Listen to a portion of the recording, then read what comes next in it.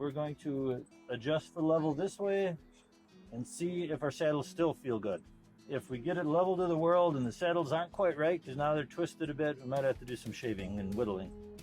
Then once we're happy there, we got to make sure the height coming out measured down to here is 3 increments of our step height of 7.91666666. It's level side to side. Now we can check how rocky it is.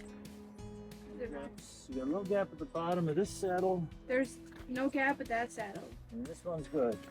So we got to shave a little off of that end.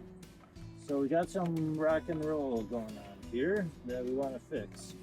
It's pivoting, but it's not. When I rock it this way, there's still a gap. When I rock it this way, there's no gap. Now there's a little gap.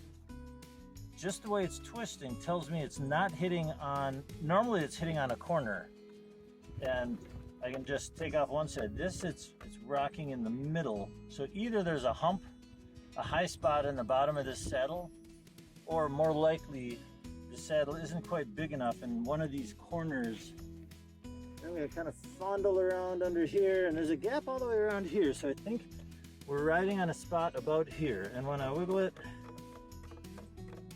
that kind of lines up with what it feels like, so.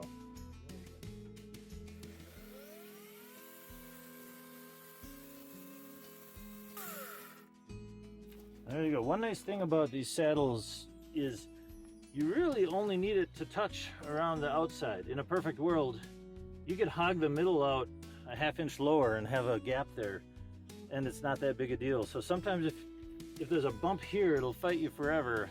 But if you scoop out a little extra in the middle, then it's easier to tell what you're dealing with.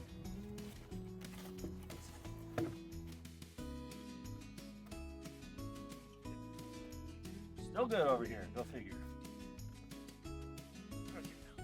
We're gonna call that good enough.